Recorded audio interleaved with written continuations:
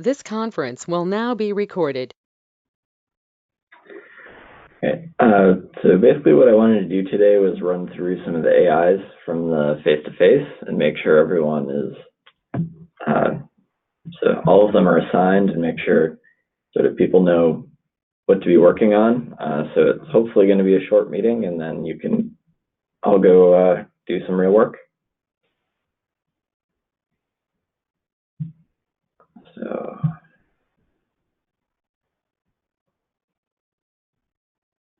did Adrian publish the notes?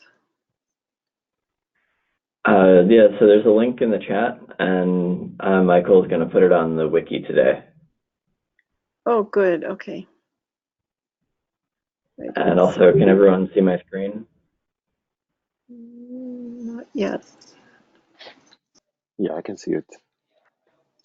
I'll have to shoot something else.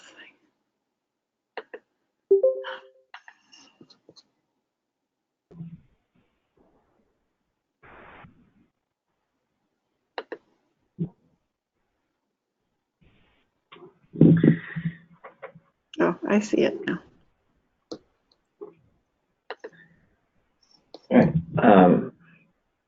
All right, so the first one, we talked about using sort of integrating parts of the TPM into our root of trust, but not all of it. And so we wanted to enumerate sort of what TPM functionality everybody uses or relies on, and what parts we can leave out. And hopefully we can get sort of a small subset of the total TPM functionality. So I will, I guess I'll create a doc to share with everyone, so everyone can just put their, features they use into one place.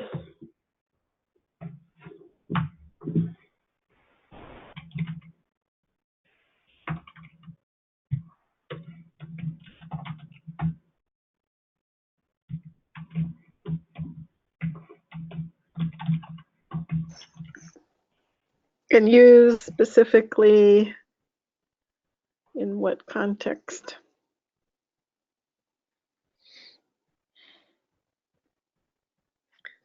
So the context we were talking about TPMs was mostly around logging.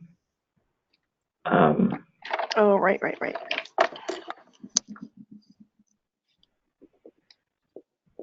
But it would be nice to just get sort of a general list of functionality that people use and see if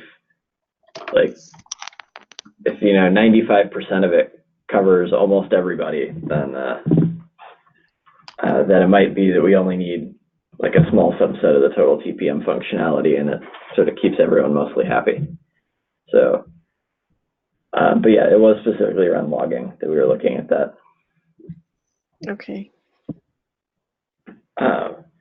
So the next one is, we were talking about the minimum number of ownership transfers required, and this was with respect to the number of keys that a device needs to be able to support. Because we were talking about either one-time programmable fuses or or keys that are just baked in at manufacturing that can't be changed. And so we never actually came to a conclusion on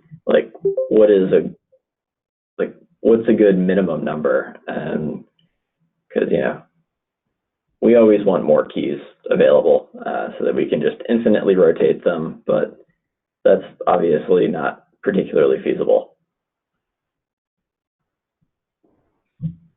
So we don't have anyone assigned to sort of dig into that. I think we could, so on point 7 later a little bit, Ben and I shared the document with Jeff as well.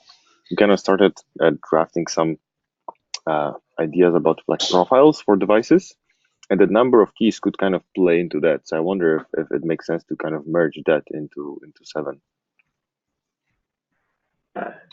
Yeah, that would make sense. I could see defining sort of classes of devices and some need lots of keys for rotation because they're highly valuable for resale, and some are like you're not going to bother reselling like a fan.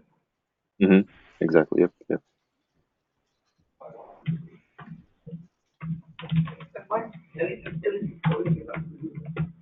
And by the way, right now, so I started some just put some ideas on paper, but I cannot create a public Google Doc.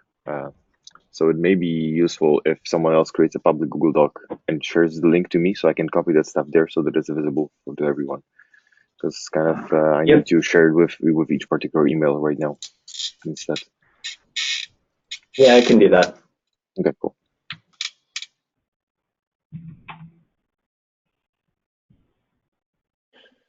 So one thing that just strikes me on number 2 is, we don't really have a good way to advertise anything about ownership, and just jumping out from number 2, right? We can't even advertise how many ownership transfers are allowed. So is that something we should queue up for addition to SPDM potentially?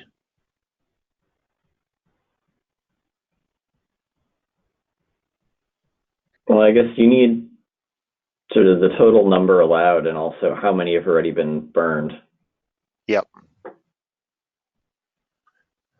What about who owns it now, even? It doesn't do that yet, right? Right, yeah, there are no ownership concepts at all in SPDM 1.0. I'm kind of looking ahead to, really this would probably be a 1.2 concept. But I'm trying to formulate in my mind, I think there's probably a need for something like that. So is this to identify the user, or the owner, as via some entity? Yeah, I think that'd be part of it is, identification and then commands to manipulate the owner. Yeah, I mean, we can certainly attest, we can stick the owner in an attestation exchange, right? Because it can attest to who its owner is at the moment. But that doesn't get you very far if you want to change it. Yeah, that's just proof that you have the private key. It's not any kind of ownership, right? Because we'd have to do some kind of CA challenge in order to make sure that public key is owned by who you think it's owned by, correct? Well, what I'm thinking of is the device itself, because the device can attest, right? It has its route all the way back to the factory. For it to be able to at least say this is who I think my owner's public key is, and this is who I'm beholden to. That's as much as the device can say. Agreed. Yeah. So and to be clear, this would be 2020 time frame, just given the encryption work that we're trying to get in right now. But yeah, I think that's probably something we need to be thinking towards, is some kind of standardized command set for the ownership model. Transfer. So, Brett, would it be a far-fetched if we say, if you are going to go talk about ownership, we might as well encompass the entire life cycle aspect of it, right? Indicating here is the life cycle stage it is in, and here is the current owner, and maybe you not be able to provide all the information of the current owner because of device level restrictions, but at least you have some kind of pointer to say to go to a cloud entity or something to retrieve that information. I think that's fair. Yeah. Okay. Yeah. I would agree with that as well. I mean, I think we need to take into account, if we're going to talk about ownership transfer, then we need to basically go through just a full set of steps. Okay, let me draft a few thoughts on that and bring it to the table here. Maybe. Okay. Yeah, I'd appreciate that. Yeah. One thing I could offer, of course, there's two other places I know where ownership already exists. One is in the TPM, right? When you establish owner or your owner or take over the TPM. The other is in one of our HSMs, and we've had that concept, oh gosh, since the late 1990s, of who owns it now, who has ever owned it. So we do have some APIs associated with that. I can point, probably I can, if you're going to take that one on, I can point you to a document that talks about that. Even if it's not necessarily that we copy the same APIs, just that these were ones that we found to be important. Sounds good, Elaine. Look Yeah. forward to it. Okay. Yeah, I'd appreciate that. So yeah, so I can take on. So I can't come up with a number on ownership transfers because I mean I'm on the device side, so yeah, that would be more of what do servers and data centers need. But I can take on a longer term working with DMTF on command set definition. Yeah, that will be great. I can provide the infrastructure part of it. Yeah. Awesome.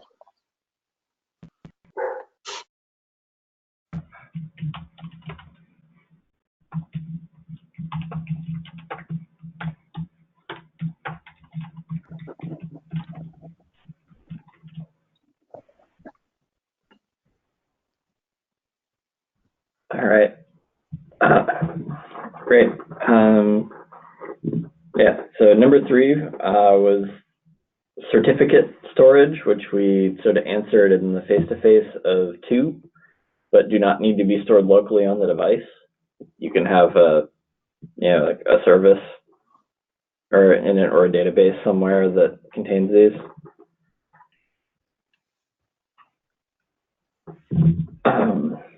And then define the set of items included in the FSD.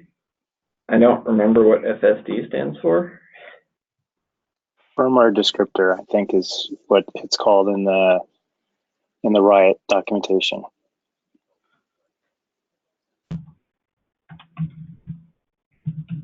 Firmware signature descriptor, I believe. Yeah, that's right. Good. Yeah, that was from the dice diagram, right? Yes. Yes.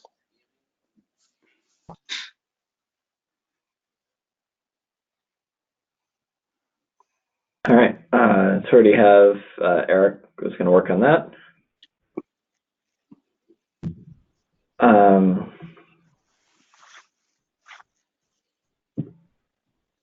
So number 5 is basically we talked about PCIe has boot timing requirements that make it difficult or impossible to do any kind of like firmware verification or secure boot, especially for some larger devices like FPGAs.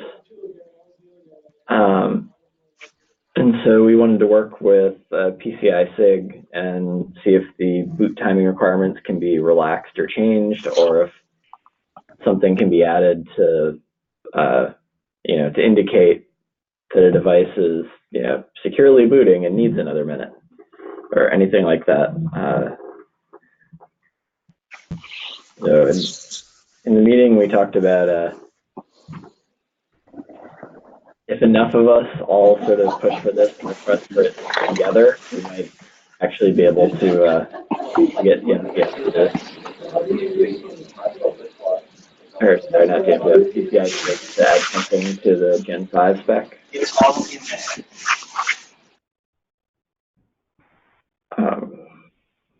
So that's kind of an everybody topic.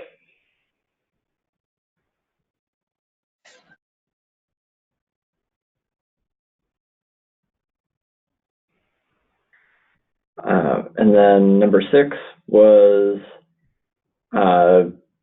we just wanted to make a change to the PCI device security enhancement spec. Right now, if you enter a debug mode, it'll just return all zeros instead of an actual value for firmware measurement. and it would be better if it returns the actual measurement, so that you still want to know your debug firmware is the debug firmware unit to put on there. We already talked about 7 somewhat that Wojtek is and others are working on. Yep. So I have I kind of drafted a couple profiles for like attestation boot. Did it have ownership there? Let me check. And I looked at it yesterday and made some comments. Oh no, so I had attestation, boot, and recovery profiles. So yeah, I'm gonna keep working with Ben on that, and when I get later a link from you for a public document, I can move that stuff in there so that everyone can see what we're thinking right now.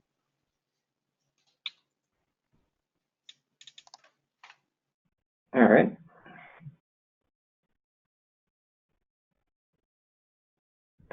And then so the last one is sort of related to the TPM note up above. Is we liked the TCG event log format for logging. And oh, go ahead. Well, no. Yeah, sorry, I was just following along. Okay. Yeah. So Brett was going to look into just reviewing the spec, making sure it, we're able to log anything that we might want to log as well, or seeing if we can just expand on the existing spec and not invent a new logging format. Okay. Yep. That sound. I will take that on. Cool. All right. And then below is just minutes from the meeting. And thanks to Adrian for being our stenographer for 2 days.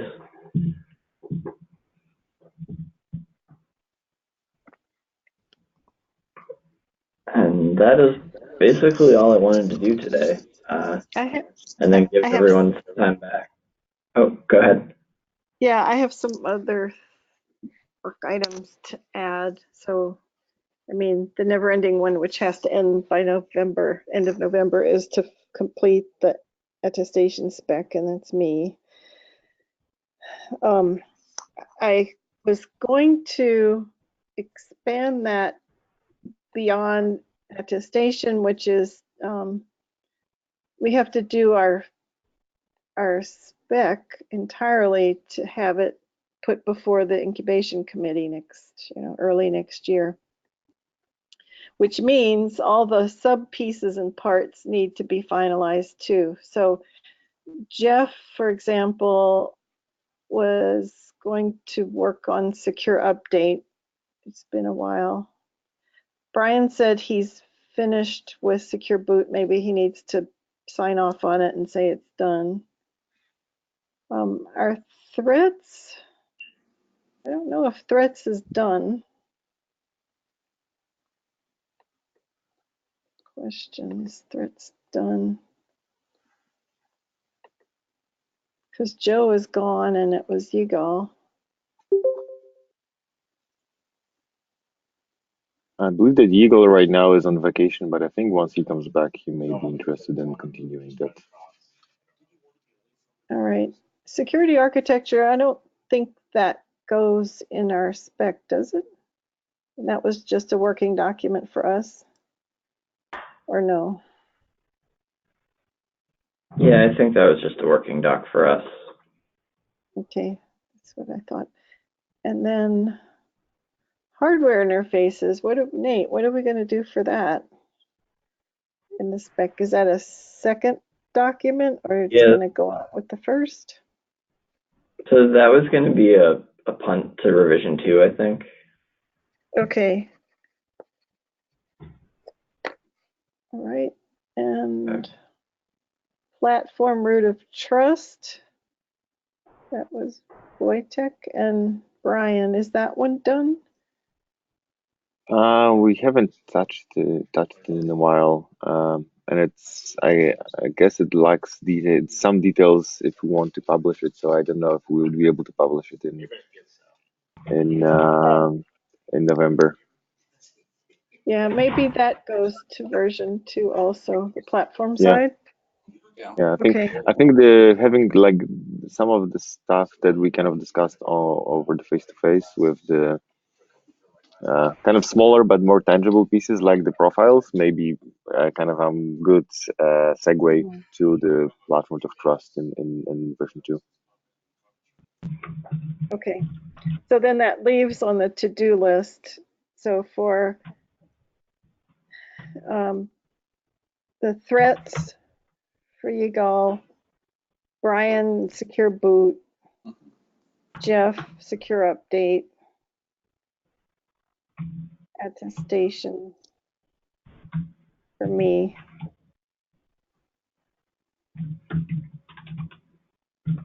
And recovery of trust. That was Adrian and Wojtek again.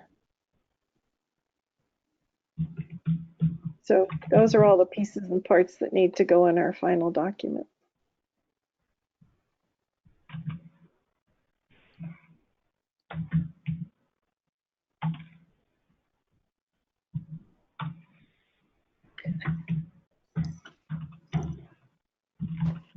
So you can put me down for the bigger document as well as attestation, you know, the encompassing document. All right. Did I feel like I missed one? Oh, hang on. Start at the top. So we don't need architecture. Secure boot, you got that one. Secure update for Jeff, you got that one? Yeah. Yep. Hardware, we punt. Got attestation, recovery of trust, you got that one? Yep. We're punting on platform root of trust, and that's it. You got them. Okay. And you got threats, right? Did you put threats? No. No, that's the one you're missing. Okay, threats was Yigal.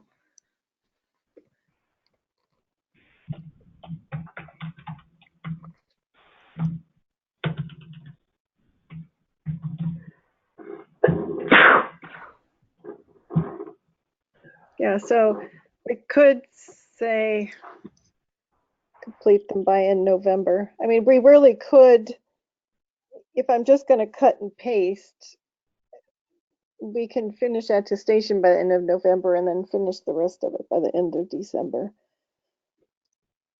Because by then it's just cut and paste. But by January, we want to put it before the board, right? Yeah, by early next year, so that we can present sort of a 1.0 revision at the next OCP meeting in March. Right. Do we leave incubation period at that time when we finally get our first spec out? So there are like a number of sort of qualifying things to leave incubation, and it has to be a certain number of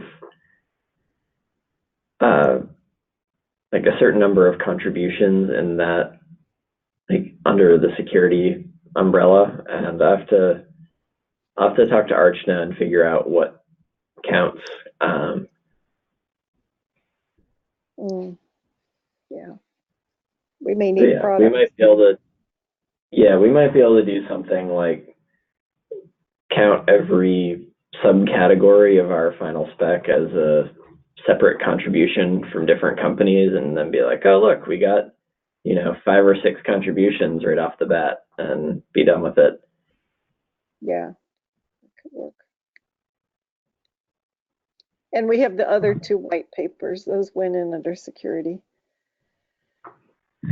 Yes, that's true.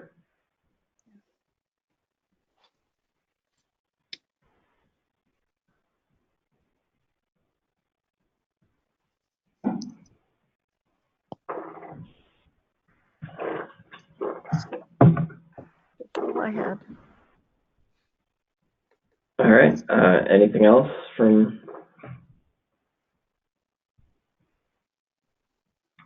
Anyone have anything else they want to bring up? Otherwise, That's it. Adrian's notes are going to be put up there, right? Later today. yep, the doc that I'm typing in now is going to be put up, and down below there's like pages of all the notes. Perfect. So 10 more pages of wonderful, exciting reading. Well, it's all captured, so that's really good.